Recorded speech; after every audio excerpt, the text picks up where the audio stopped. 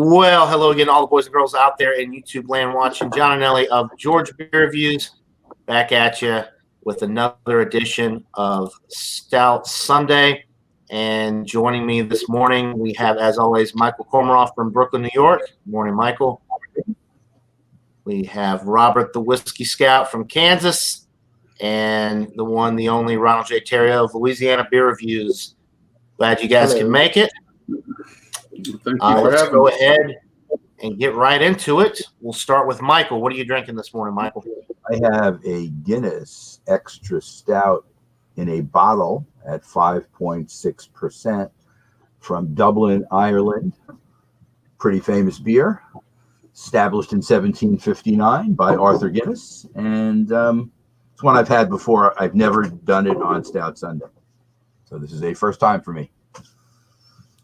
All right. And we'll go ahead and go to Ronald J. Terrio next, because I have a feeling there's some similarities between what Michael has and what Jay has. Yep. So same beer, but canned version. I have never seen the extra stout in a can before. I haven't either. This is the first time. I never saw it before either until I was at. It's the first time I've ever seen it. It's new. I was at Total Wine and More yesterday, and they had these, and for $2.79 is 19. I don't really like this can size, 19.2 ounces, but the stovepipe cans, yeah, it's the only size they had, and it's got calories and stuff on the side. It's got the nutritional information on the side. It says 5.6% alcohol and 170 calories per 12 ounces. So it's a good getting fat beer. 170 calories per 12 ounces. And it says imported by Diageo Beer Company, USA. Okay. Drunken One, good morning to you. Thanks for stopping by. I saw you pop up in the basement. If you have a stout and you want to join us, come on in here, man. Don't be shy. Get your butt in here. All right, Robert, what are you drinking this morning? It's from Left Hand Brewing Company of Longmont, Colorado. It's called a White Russian.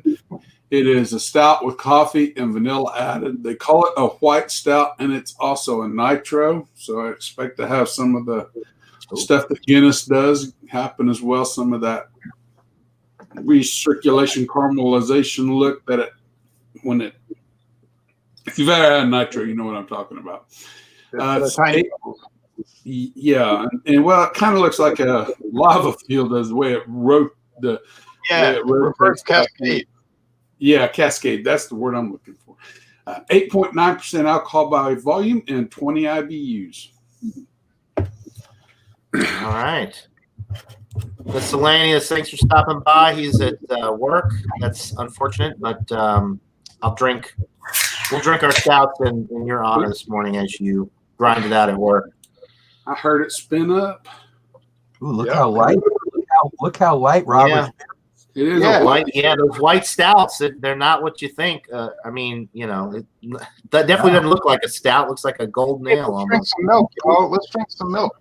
Yeah, and it has a nice head. Yeah, there's that reverse cascade. The multiple finger head. Yeah, fistful head. 3. Yeah, well, I'll be down to 2. It's slowly. It has to fade fast because it's nitro, so it's revolving. Yes. A fistful of foam. Looks good though. So, what I am drinking is from Orpheus Brewing Company out of Atlanta, Georgia. This is the 12th labor. It is 12.9% alcohol by volume. It is an imperial stout aged in whiskey barrels, rye, whiskey, and bourbon barrels to be precise, for a minimum of 2 years. So very excited about this. I've had several beers from Orpheus Brewing Company. They make really, really good stouts. So I'm looking forward to this. What size bottle was that? This is a 12.7 ounce bottle, and it was $13.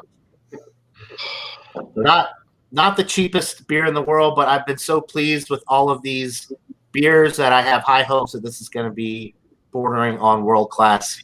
We shall see. All right, so let's go ahead and go back around, and we will go to Michael with his Guinness Extra Stout. Okay, this is what it looks like in the glass. Dark brown, bordering on black, but it is dark brown. You can see slightly through it. So it's certainly extremely dark and, like I say, bordering on black. Tan head, creamy kind of appearance on the head, and you're getting nice lacing and head retention as well. Let's go to the nose. Roasted malts and some chocolate, dark chocolate, and some coffee in the background anyway. Roasted malts, I think, are the key smell that I'm getting. Let me give it a taste. Cheers, Michael. Cheers, everybody. Well, the roasted malts are the first thing you taste. You get some coffee in the background and dark kind of baker's chocolate. Very easy drinking. I don't know. Guinness just has a way of knowing how to brew a stout. There's kind of an underlying sweetness to it, but it's not sweet. So it's sweeter than some stouts, but it's really not sweet, I guess. It has a nice, the way the malts and the hops are put together, it has, I guess I'd say it's a residual sweetness that it has. So it has a little sweetness, but that's not the primary thing. The main thing is the roasted malts and the fact that it's definitely balanced and well brewed. And this is something that I would go back to, a lot of times.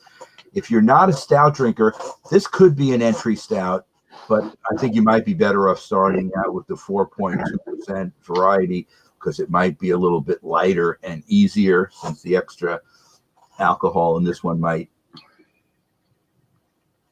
just a little above session though, so you might be able to handle this too, but I'll come back and have a number for you shortly.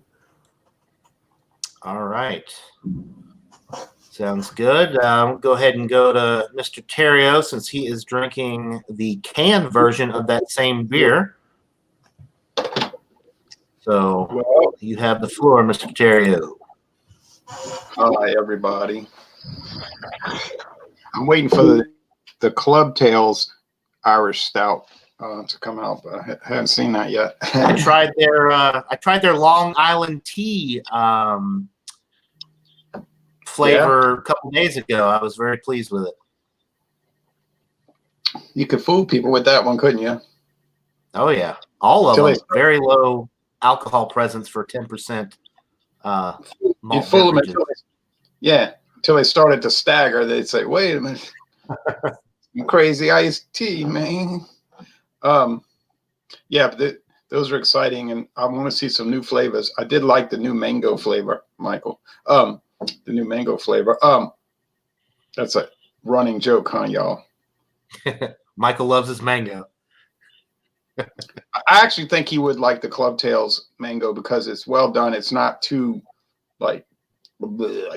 it's like done correctly. Well, this strange new thing is not the best value. I mean, it's cheaper, I guess, to get a 6-pack of the bottles. But anyway, I thought it was unusual, so I bought it. And I said, I'll bring this tomorrow. Nobody else is going to have it, I'm pretty sure. It's not a nitro. It makes an extremely thick head of foam. Oh, wow. But it is, but it is not a nitro infused. It's simply carbon dioxide. So got you good calories, 5.6. Remember, the old bottles used to say malt liquor for the longest time. And but then I guess about 4 years ago, they decided that maybe didn't sound that good. But now they say ale. But I think they used to say malt liquor because it was above 5%, and there was those laws they were trying to skirt. So right. The extra stout and the foreign extra stout always said malt liquor. All right, and Spaten Optimator still does say that.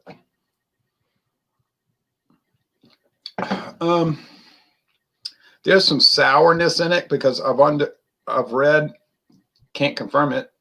Guinness doesn't disclose their process, but too much. But I've read that they use sour beer mixed in. There's a certain percentage of beer they make. They let it go sour, and they blend it in with the other, get it dry.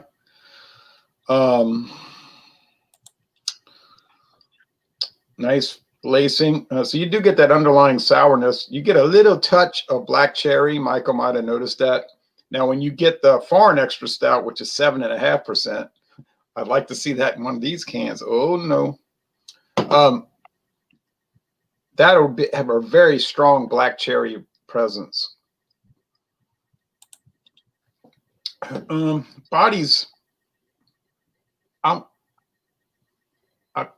not sure if it's high medium. I don't know if this body is high medium. It's at least medium body, but people get the impression Guinness is really heavy, but it isn't. The foreign extra stout, that's where the heavy one would be. Trying to think of other flavors. Maybe cream, like cream and coffee. A little mild bitterness, very tamped down. A little char from the roasted malts. Also muted, not overdone. Some of these, you get some of these beers, they taste burnt. I've talked about that before. And I don't really want to drink something that tastes burnt. But this doesn't really much, just a tiny bit. So, like Michael said, they know how to make stouts. They've been doing it since 1759. Guess they had a lot of practice, you know. We've had some of their variants. The Antwerpen, remember, that's 8%. Whoa. We had the 200th anniversary. There's that one with the cow jumped over the moon, whatever that. I never got to try it. Milk stout, yeah. And there are other variants. There are other variants, but we just don't get them. There's some kind of 3.8% version they sell in England. Well, I wouldn't necessarily be interested in that. But I would love to find out some kind of secret list of what are all the Guinness versions available, you know?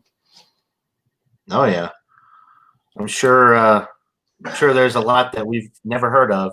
And then they have the special release ones like the Bullet Bourbon, barrel aged, and some of the other ones throughout the years.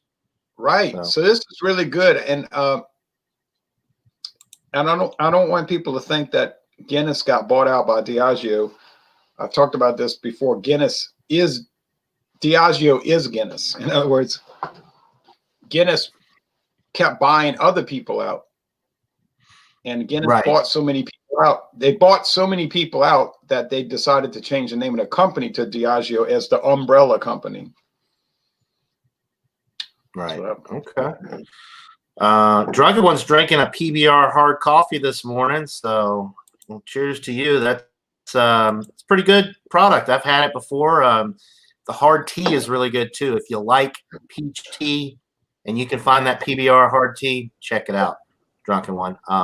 Jay, before he goes to Robert, the draft version, which is lower alcohol, do you find that to be as roasty as this extra That's a good stout? question.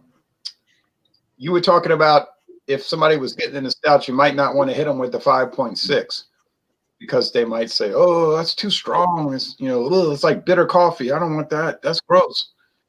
I can think of what my neighbor across the street would say, like, "Oh, But the 4.2 is so much milder. I think it is milder. It's a little creamier, especially with the nitro. It must be lower calories. It's only 4.2. It's been on the market 61 years. Yeah, I think that's probably right. I think you're right about that. And it's hard to believe that Guinness been around since 1759, but they never had a draft version until just 61 years ago. It's always canned or bottled. Crazy. All right. We will come back around to you in a little bit. I just snuck a sip of mine. Holy cow, guys. All right, so we got to go. We got to go to Robert, the Whiskey Scout, here with his. Yes, that is a stout, folks. If you're just tuning in, that is a stout, a white stout. So, Robert, why don't you tell us a little bit about that? You're muted, Robert. You got to unmute yourself. There you go. I forget that. I'm sorry about that. My best buy date was 02/20/21, so February 20th of 21.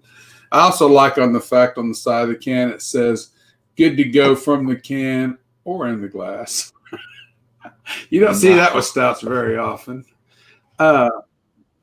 Ingredients: Rocky Mountain water, malted barley, flaked oats, lactose, coffee, hops, and vanilla. Vanilla and yeast are the ingredients to this. And I say that because those really kind of on the nose, and I'm just going to go for my notes for the nose. I haven't done the palate yet. But on the nose, I get a vanilla cream. I get light coffee, a light maltiness, and I don't really get none of the maltiness is there, but not the heavy roasted malts I'm used to. Doesn't come across quite like that. And the best way I can describe the nose on this is if you had an Oreo center that was coffee flavored, or you were just eating the centers and drinking coffee at the same time. Because that really, it took me a few minutes to kind of put that together, but that really kind of sums it up for the nose on this. I mean, that's really what I get. It has maintained a head, which usually stouts get thin head. It's still probably got a 1/2 inch head on it, which is unusual, but that's probably because it's a nitro too.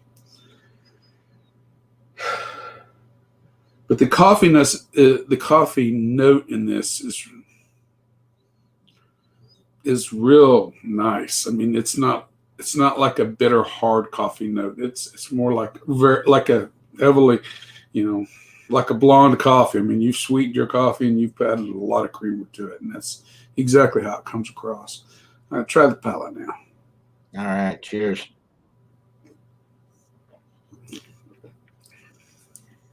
Medium mouthfeel. It doesn't drink real heavy like most stouts.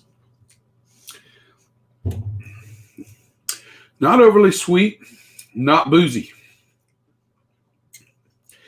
There is enough bitterness in there to balance both sides. It's very balanced. The lactose, I think without the lactose, it would probably be much thinner than mouthfeel than it feels like it is. And the flaked oats both help on the mouthfeel.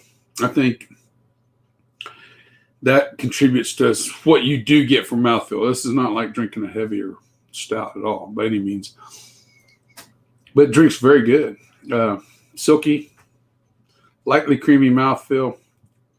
That same coffee, vanilla, cream play going on there.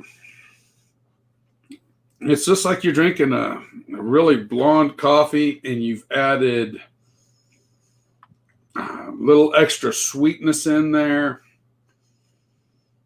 and just a little malty and bitter hops in there. I mean, just a little bit. I mean, just enough to kind of, it's just as the can says.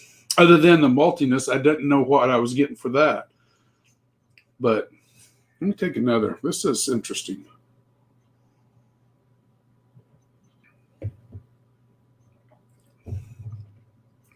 It's very good. But it's not like a stout I'm used to. I have to be brutally honest. I'm missing that heavy dose of roasted malts. It's not there with this. The maltiness it does have is not roasted at all. It's not according to my palate. But it's a good drink, a good beer. And price, I think, was $2.69, if I remember correctly for it. Not bad at all. No, it wasn't bad on the price. That's one reason I bought it. I thought, white stout, around $2.50. I'm going to give it a try. Because I've never had a white stout before, so this was new to me. But I like it so far. Okay. Yeah, nice creamy looking head sticking around there. Yeah, that's it's mostly just lacing. It's just, Burley says the only one he's had is the Dragon's Milk White Stout. I've had that. I think that's pretty good. The best white stout I've ever had is called Circles of the Sun from Steady Hand Brewing Company, and it was a toasted coconut chocolate white stout. You'd like that one, Robert. I know you love your coconut. But anyway, yeah, white stouts. If you're not used to, you see stout, you think, all right, I know what I'm getting myself into here. But if you've never had a white stout before, you pour that sucker up, and you're like, what the heck is this in a stout? So yeah, why it's got to be white? Because of the head. I guess the head. Anyway, I have a question, Robert. Because it doesn't have the roasted malt, so it doesn't have that dark appearance, so they call it a white. Oh, okay. I thought the company was racist or something.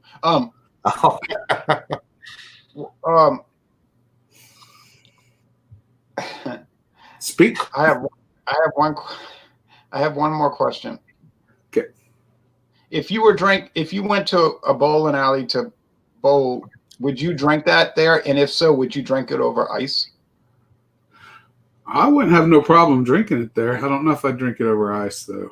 That's already thin enough. I don't want to thin it out any more than it is.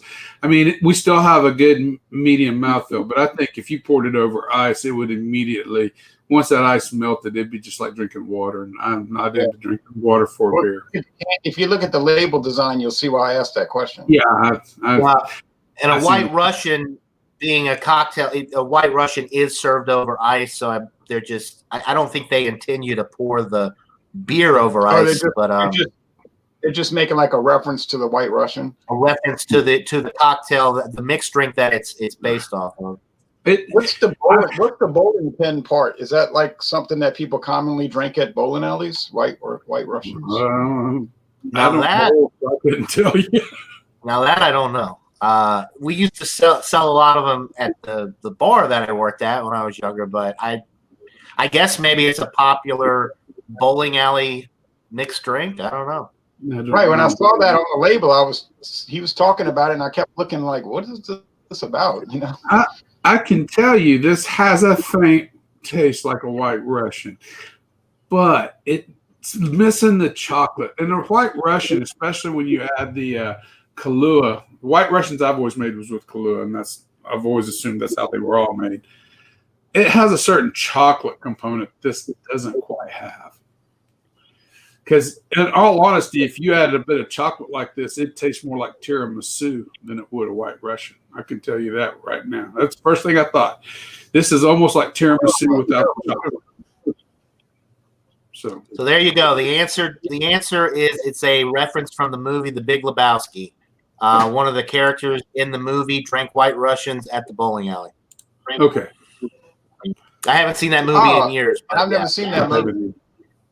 I've never seen that movie in my whole life. So yeah, it's been 8 years at least. So yeah, Jeff Bridges, the dude, his character in the movie, that was his favorite drink, apparently. Mm-hmm. His favorite I remember cocktail. that.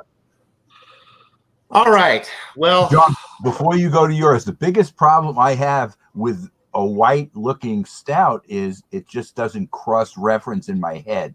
Because when I think of stout, I think dark, I think roasted malts, I think that's what I get. So when I see in front of Robert this glass, it looks like a pale ale almost, or a golden ale, whatever. It is almost like a pale ale, only it does have a heavier thickness to it than a pale ale.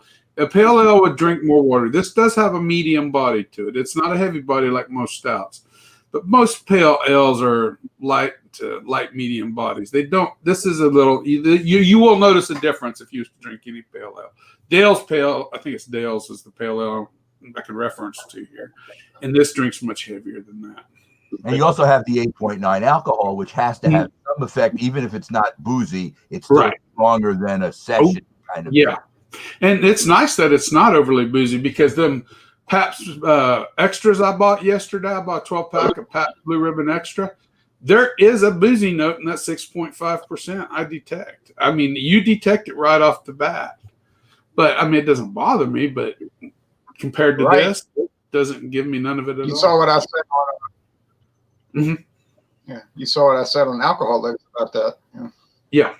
John is sneaking sips of his beer, so let him get. Yeah. Let's get. Yeah.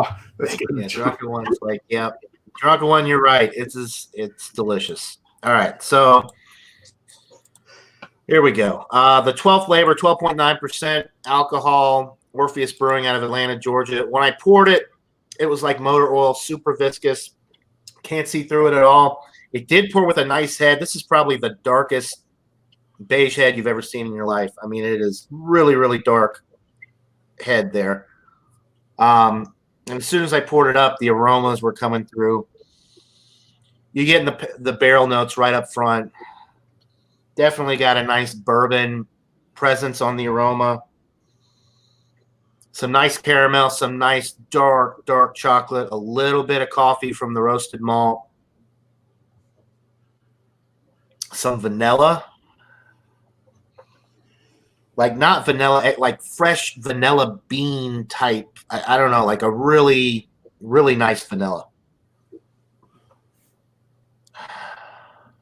God, this smells so good. I mean, it just bursting at the seams with awesome aromas here. My vocabulary can't even do it justice. I don't even have some of the words to describe the aromas that I'm getting. I need Beer Man here right now to smell this and give me his breakdown. Oh, yeah, right. A lot of really great aromas. It smells absolutely delightful. The 12.9% alcohol is really not coming through on the nose, although you can tell that it's a barrel-aged beer. So I wouldn't say that it's a boozy aroma, but the bourbon, rye whiskey barrel notes are coming through on the aroma, though. All right. Let me take another sip. Cheers. Cheers, John. Cheers. Cheers. Talking about Beer Man, he does do a good job. And in fact, we need to get him on this, although he probably still be in bed. Yeah, I've been trying to.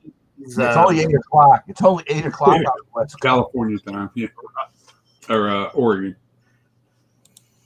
Looks like John likes it a lot. Yeah, so dark chocolate, a touch of coffee. Obviously, there's no coffee added to this. You're just getting the coffee from the dark roasted malt. But it's not a lot, you know. It's in the background. The barrel notes really coming through.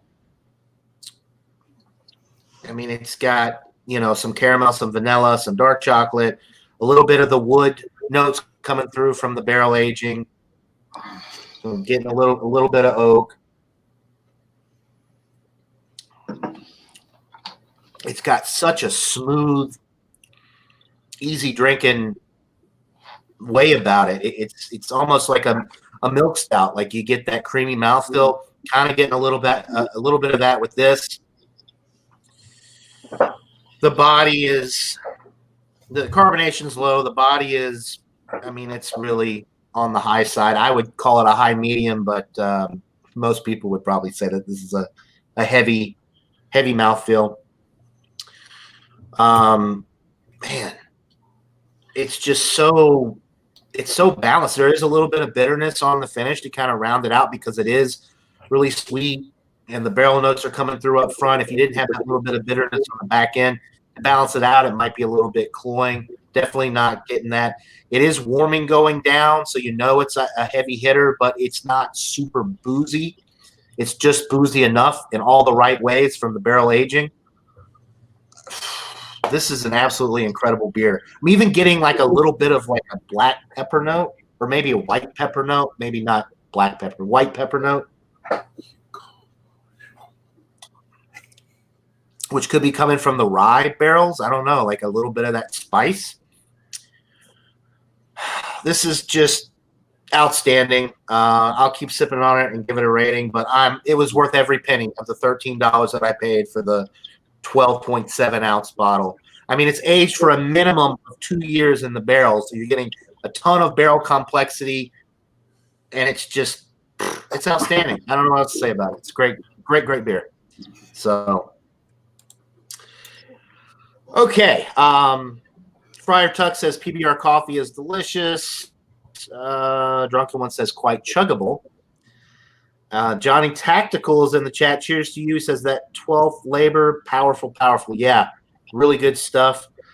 Their distribution, Friar Tuck, is not that great. I don't think. I'm pretty sure mostly just available in Georgia. I don't know. You might be able to get some of their stuff in the Carolinas. I don't know, but they definitely don't have nationwide distribution. I can tell you that. Burley Sullivan, yeah, regional. Kyle says, send it to me and I'll try it out. Cheers, Kyle. Thanks for stopping by. I don't think this would make it if I don't think I'd be able to send it to you because as soon as I make eye contact, I'm going to want to get into this and drink it. So, all right. Thanks to everybody in the chat. We'll go back around. We still have to give our final thoughts and ratings on all of these wonderful stouts this morning. So we'll go back around starting with Michael Kormaroff and his Guinness Extra Stout. What are you thinking, Michael? I am going to give it a 95. And It could be a 96. It's kind of like on the edge of a 90. Maybe I'll give it a 96 after more thinking. 96? Okay. Wow. Now, I've always considered Guinness to be very A-level kind of stout anyway, but I just feel the way they're able to keep the consistency over the years that I've been drinking it, and they're always, the same, and it's consistent, and it's a wonderful stout, and I would recommend it. Maybe what Jay said is true, though. If you're a beginning stout drinker, you may be better off starting with the lower alcohol one because it has an easier mouthfeel, but you can certainly graduate up to this. It's very well brewed, and I'm going to give it a 96. Very nice. Okay. Yeah, you can't go wrong with Guinness. I mean, it's not the most complex stout in the world, but then again, it's not really intended to be that. And it's mass produced, internationally available. So, I would almost say that most people who are not stout drinkers and are not familiar with stouts in a large sense, when you say the word stout, they immediately think Guinness. They think, yeah, exactly. That's. Yep.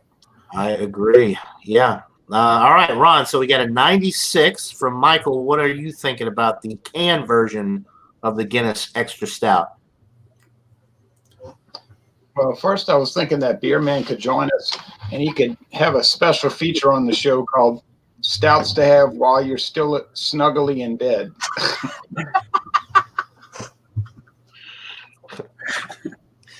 He could do that. I'm trying to entice people to join, or stouts to have with cheese. I don't know. I'm just thinking, I'm just like, free stream of consciousness right now. Okay. I know it's not that 19.2 ounce can causing that.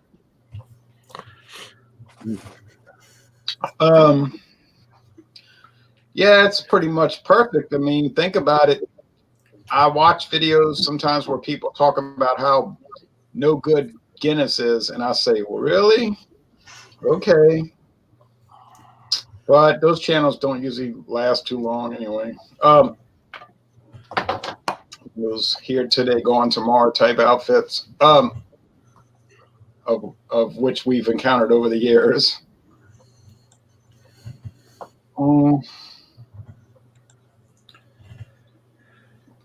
I'll probably go with, I guess, about 95. I never had a canned Guinness Extra Stout before, so how does it taste different than the regular Guinness Extra Stout in bottles? It doesn't taste any different, but I really like it. I wouldn't recommend drinking 19.2 ounces. I think it's just too much beer, really. Too much strong beer. But that's what they got going on right now over there at Total Wine. My bottle was 11.2 European ounces, too. So we got gypped out of the 0.8 on top of everything. Right. 11.2 bothers me because it's too small. And 19.2 bothers me because it's too big. How about 12? How about 16? Listen, Guinness, listen.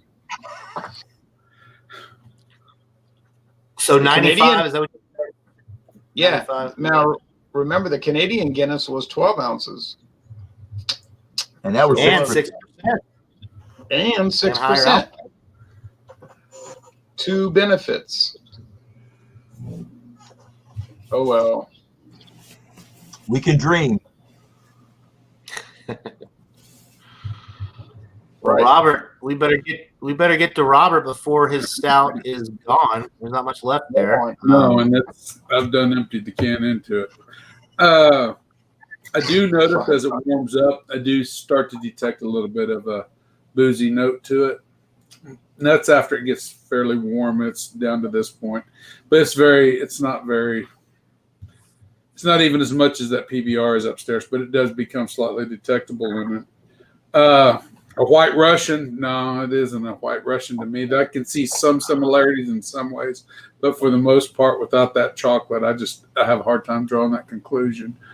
I originally wrote down a 92, then I changed it to a 93. Wait a minute, Michael. Okay, I'll wait. I've landed on 95. Okay. I've landed on 95. I've changed it 3 times. Wow. It gets better as I sip on it. I mean, it just really gets better as I sip on it. And I have to remember this is a white stout, not a imperial or any other kind of stout. So I have to kind of keep that in mind. That's why the score kept going up. This is very drinkable. It's very enjoyable. I mean, it's actually a very good drink. I mean, honestly, I could enjoy. I could set up in a patio outside on a nice fall evening, not a winter, but just a fall evening, and enjoy 3 or 4 of these, I think, and have a very good long night. Nice. I want to thank Friar Tuck for all his good comments. He does make some great comments. And yes, Ron is just bothered. I saw that. And PBR Extra reminds me of malt liquor taste-wise. Yeah, it kind of does in some ways. Yeah, Johnny Tactical actually had a good idea. If everybody, I don't know if that's something I might look into doing something like that. I ain't seen sometime a in October. If everybody could get a pumpkin stout, I would be willing to do a pumpkin stout Sunday because there's some pretty good ones I've had over the years. Southern Tier makes a good pumpkin stout. Southern Tier, the Elysian Variety Pack, they have, I believe, 2 of the pumpkin beers in there are stouts. And there's a few other ones that I've had over the years. Jay says only. There might be something to, if you guys run across a pumpkin stout in the next month or so, pick it up and maybe we can coordinate and do a pumpkin version of Stout Sunday. PBR Extra. Yeah, that PBR Extra is really good stuff. It does remind me of a malt liquor. The problem is, Friar Tuck, we can't get it anymore around here, and I'm kind of jealous that Robert can find it. Make sure you check the dates, though, Robert, because the last time I bought PBR Extra, it was almost a year. Or no, it was 6 months out of date. So well, it's literally just showed up around here probably in the last month or so. I've noticed it. make sure they're fresh. I wanted to buy hams, but the damn store only sells a 30-pack, and I do not want a 30-pack of hams for 19. No, yeah. I'd just like to have a 6-pack because I haven't had hams probably since 1985, 86, 87-ish. It's been years since I've had a hams, and it just recently showed up in our area probably in the last 6 months too, but they don't sell it in less than a 12-pack. Most 12-packs are sold out, and I seen a 30-pack, and I went, no, I'll just buy the extra. We'll try. 24-pack. They were selling suitcases around here, 24-packs. Yeah. You can send some to Ronald Sutton. He drinks it. Yeah, no, it'd be hot and ruined by the time I got to him. That's true. He don't need you to send it. He can get it. He doesn't need you to send it. He can get about a truckload. He buys 30 packs, I think. But anyway, he loves it. You know why? I'm going to tell you something right now. You know why Pabst Blue Ribbon Extra tastes like a malt liquor? It's because it is a malt liquor. yeah, 6.5%. It gets borderline. Yeah. Malt liquor is just kind of a made-up term anyway. I mean, it's just a higher alcohol lager product. I mean, it's pretty much all. Or ale. Or ale. Well, yeah, it could be an ale. I just most of them are high gravity lagers. But yes, All right, you're right. talk too long. I got to finish it. I have not seen the Pabst Extra here, but I have to admit I haven't undergone a serious search for it. Michael hasn't really been looking out for it too. It's not, look, New York is so big. If you want to find something, it's probably available somewhere. I don't know. It was available for one day. It was a 12-pack on the shelf at Walmart. Like when it first came out, it was the last 12-pack. I bought it, and I literally I never saw it. Well, I saw it one more time. I bought a 6-pack of 16-ounce cans that was 6 months out of date. So I haven't seen it since. Here comes the big score, y'all. Here comes the big score, y'all. The foam shimmers. You're all right. It just All shimmers. right. Mine, Whether it's 98 or 99. 99 out of 100. Yeah. 99. Could even be 100. 99. Or two. I've given a few hundreds. I'm not going to give this 100 just because there is another version of this that I have not yet tried that has the addition of chili peppers in it, which I think I might like a little bit better, and the Bourbon County Northwood Stout edition, as well as a couple of other beers in my lifetime are slightly better than this, but it's still 99 out of 100. And with my scale, Michael and I have talked about this. This is where Jay and I differ a little bit with our rating system. A 98, 99, and 100 for me is still world class. You just have varying degrees of it. So it's a world class beer. Don't get it. I don't agree with that. Yeah, that doesn't comport with my scoring. I know, and I don't agree with your over 100 is world class because 100 out of 100 is perfect. You can't have better than perfect, in my opinion. Oh yeah, if you have bonus points. November 9th on Robert. There's no bonus points in beer. We're not talking. See, this is where the teaching stuff comes into play. I don't know about all that. There's no extra credit points in Michael, let's not follow that. Beer made. Hey, 12.9. You're drunk and I'm right. I am feeling a little bit of the 12.9%. I must admit. Of course, 95 to 99. It looks like we had some pretty good beers today. Yeah, We did, yeah. they were all good. You know what I wish, because I love the Guinness Draft Nitro can so much. I wish that can that Ron had was I wish they did a Nitro version of the Extra Stout. I think that would be phenomenal. Right. Really. And dare I say the foreign Extra Stout Nitro can, would that be too much? I don't know. That would be quite. That would be going a little overboard, yeah. I don't know. I mean, no, I'd like the Nitro. Nitro dream. can, yeah. Nitro can, but not a Nitro can, but not the 19.2. That's too much. Jeremy's here. And yeah, Jeremy, last night I was laying on the couch and they was probably on around, I don't know, I watched them on my phone from about 9:30 to about 11. And I kind of fell asleep and I woke up and then I kind of lingered around and I looked at my phone and turned it back on to see what was happening. Dang, if they still wasn't on like at 2:30 in the morning. Jeremy and them were pretty toasted by then. I was watching some of that last night. I would have joined it. I was going to join this morning. They were off already by the time I started looking. Yeah. Sounds like I miss a lot of stuff on Saturday night when I'm hanging with my wife, but some of it sounds like people are getting really feeling good. Yeah, it was. I was binging on a show called 10 Star I hadn't seen before, and I wanted to finish the second season of it, so I was watching that and listening to them and watching that at the same time, so I was kind of multitasking, and then I fell asleep, and then I had to wake up and rewatch an episode.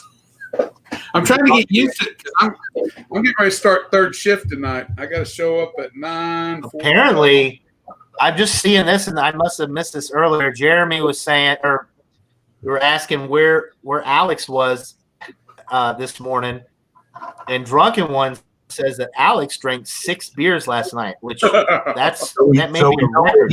You know where he is now. He's still sleeping. Yeah, he's in the bed, passed out. Yeah, I don't think I've ever seen Alex drink 6 beers before in a night. So that's Generally impressive. does not come on, John, unless he's hosting. I'm not making that as it's just a generalization, but he's welcome at any time to come on as a regular panelist if he would like, but he doesn't seem to come on otherwise.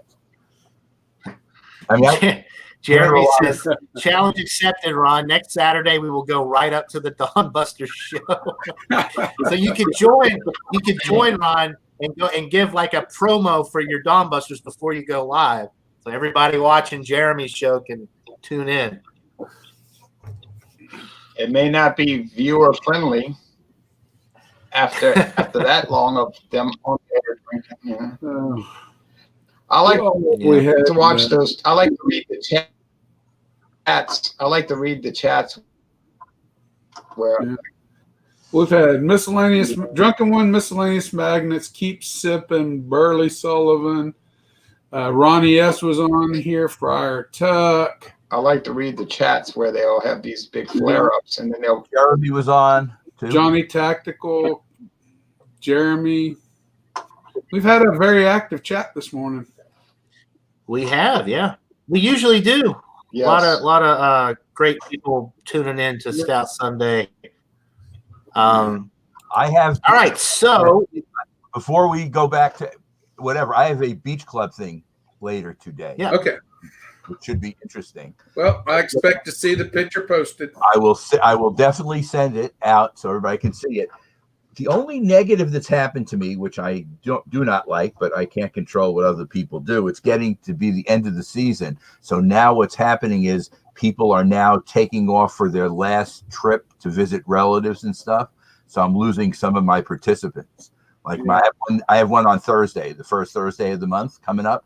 And 2 of my regular people said, sorry, we're going up to Maine. Okay, look, I can't stop them.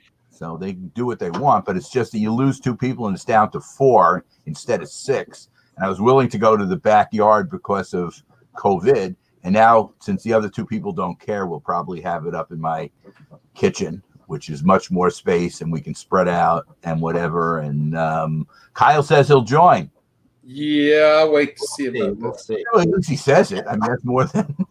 Views on Brews in the chat. Good morning to you, buddy. I know who that is. So that's his secret name. That's his secret screen name. All right. So before we wrap this up, I mean, we're wrapping it up now, but before we close out completely here, does anybody have any exciting news, things coming up on their channel? I know Ron's probably got a couple things. I don't know about Whiskey Scout. And then Michael, well, you want more Michael Kormaroff, tune in to my channel because that's where you'll see him. And Ron's channel for Wildcard Wednesday. And Multi Monday on Puppy's channel, which, by the way, is going to be very exciting.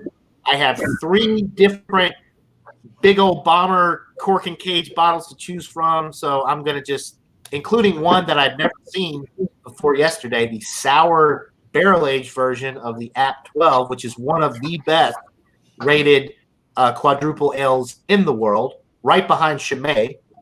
That's one I also have a bottle of tomorrow. So I'd like to see you do that one, but it's up to you. You have to decide between the 3.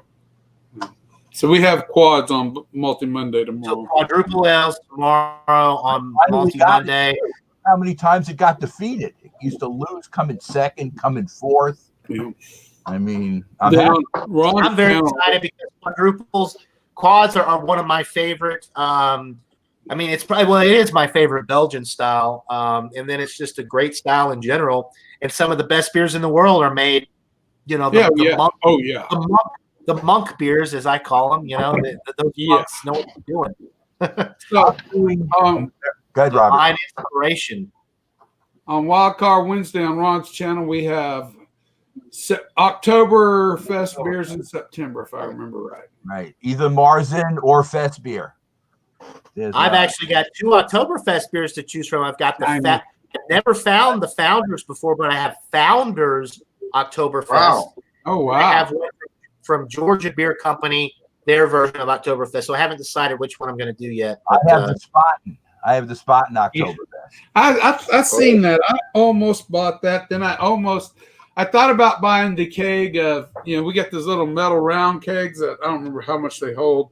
I bought them before of, it's that German company. Yeah. Come on, Ron. Paul Honor? Not Paul Honor, the other one. You want the yellow label. Is it Stefano? Yes, I think that's the one. That's the oldest beer in the world. Or is it Warsteiner? No, it ain't Warsteiner. It's the other one, the West Stefano. Wein Stefano, yeah. Devine Stefano or something like that. Wein Stefano. Wein Stefano. Ian Bayern. Here's what I got for Oktoberfest on Wednesday. Yeah, I've seen that.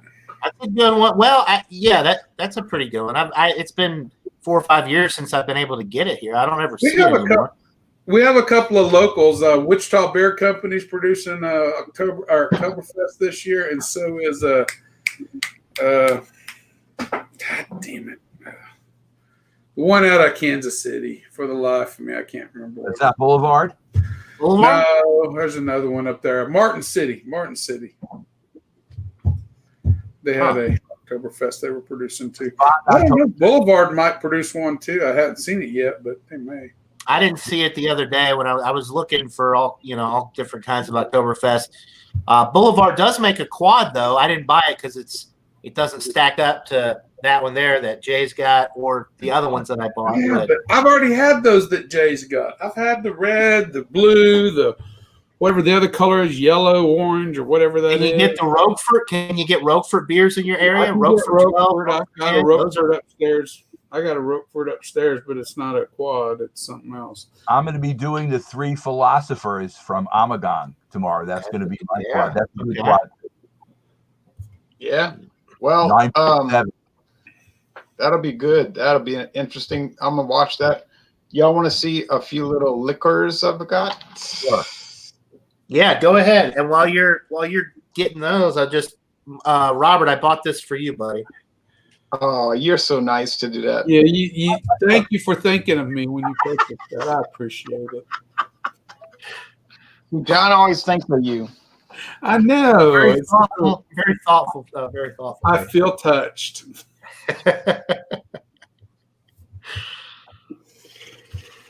Okay. But All right. At some point in the future, Robert and I are going to do another whiskey examination on the wheated bourbon with the Wellers. Well, Oh, I yeah. still have a little bit of that. I don't have that. So. I wanted to go hi-hat. So I bought this. 99 peaches. peaches. Oh, I haven't had that one, but I have had the 99 bananas, and it tastes just like banana runts. It reminds me of my childhood. I used to pick out the banana runts out of all the different flavors and just eat the banana ones. They were my favorite. 40. Oh, hold on. Let me pull you up. Buy $7.50 and explain the headache you get when you're done with the bottle. 40. Pull it back a little bit. It's kind of blurry. Just 40.5%. Anyway, it doesn't want to focus. Yeah, those they make all different kinds of flavor. I've had a few of those. The banana one's really good. It's 49. I'm sorry about the blurriness. It's 49.5%. 49. Oh, yeah, I couldn't make. I seen the 5, but I couldn't make it. The flavor. 99 proof. They're all 99 proof. They're all liqueurs, schnapps. Don't drink too much of this. You will be so sorry, so very sorry.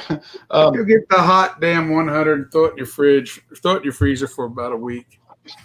Now, I was thinking about Robert yesterday when I was at International Market, although I should have waited till I got to Total Wine because I could have saved $3 because I wanted to buy Robert's all-time most favorite whiskey in the world. So I did. Ooh. The red label. John You guys are just having a lot of fun with me today. I mean, I'm just your kicking boy. Keep on kicking. Oh, I'm sorry. It's not your all-time favorite. Okay. Huh. Well, okay. Anyway, Bruised ribs right now.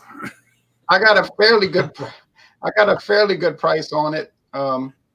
But if I'd have waited to go to Total Wine, I could have got this big jug of this 3-year aged blended whiskey for. Why? I could have got it for 30. I could have gotten it for $32.99, but I paid $35.99. What now? Why did I what? Why did you buy that? It's not his favorite scotch of scotches. You know that. Listen, Robert, you ever heard of something called Dawn Doctor's Taste Challenges? Hey, favorite scotch now, which he's got stashed in the back. This is the biggest version I can buy. I ain't buying no bigger version than a 375. I bought 2 of them. I did one in my tasting reviews, and then after that, I seen this for like $7 for the 375, and I thought, well, I'll pick it up. Robert J has to have he needs volume for Dawn. Right, I did it for Dawn, so I have some volume for tasting. I did this for my blended with Thompson whiskey. I've seen that before. I've never wanted to buy it, but I've seen it. because you're smart. I bought it at Total Wine. I figured I could use it for taste challenges. I don't expect much, but it is from Sazerac, and they do a better job with blended whiskey than the notorious and infamous Heaven Hill. Don't even get me started on that. Talk about bizarre and improper flavors. There's one down I see every time I go into Oklahoma. It's a cheap blended whiskey. You don't see it in Kansas. Oh, it's only about $4 or $5 for the whole 750. I just can't pull the trigger on that one. What's the name of it? I can't remember off the top of my head. I only see it down there, and it makes such a heavy impact on my memory that I don't bother registering it. It's called Slumming It. Here's another product that's not an object of ridicule. Rittenhouse. Oh, that's good. Oh, Loverhold. I'm sorry. Yeah. Okay. I got that somewhere. I got this at Walmart for $15.95. Now I've never had it. I don't know if it's version. And it's it's been opened. It's not drank. Got the bonded and the regular. And I never opened it. Rittenhouse. Rittenhouse is good. These are all pretty good together. Yeah. I want to try them all. Here's the last one I bought yesterday. They had the cheapest price in New Orleans at Total Wine, cheapest price in the city. It's got a cork, real cork. It's not some plastic rubberized thingamajig. And here's the reveal. Who can guess first? I can't guess. Oh, Old Charter. Sazerac. Sazerac Rye. Yeah, I've seen that, but the Old Charter bottle of the whatever it's called comes in the same freaking bottle. Same bottle, huh? But it's brown. I like that painted on label. I like that. It doesn't have the sticker on there. I like the. Yeah, it's paint. It's paint, and it's 90 proof, and it says distilled, aged, and bottled for Sazerac by Buffalo Trace of Frankfort, Kentucky. See. They're actually distilling something. See how it's faceted, just like yours. Oh, it is clear. Okay. Yeah. Crazy, and man. The 8 years. Good luck. If you find one, Ron, buy it. You should be able to around. I can get it. Oh wait, Robert. There is one difference on that bottle. What? My neck. The bottle neck here is straight. Yours has a bulb in it at the bottom. Yeah, you're right. Mine is just straight up. Look. That's because this one was probably done 7 years ago, something like that. Yeah. I've seen Old Charter 8-year-old. Oh, John. I know, Rob. I know. Yeah, we'll go ahead and go off air here. We've been going for an hour. So now I gotta head out.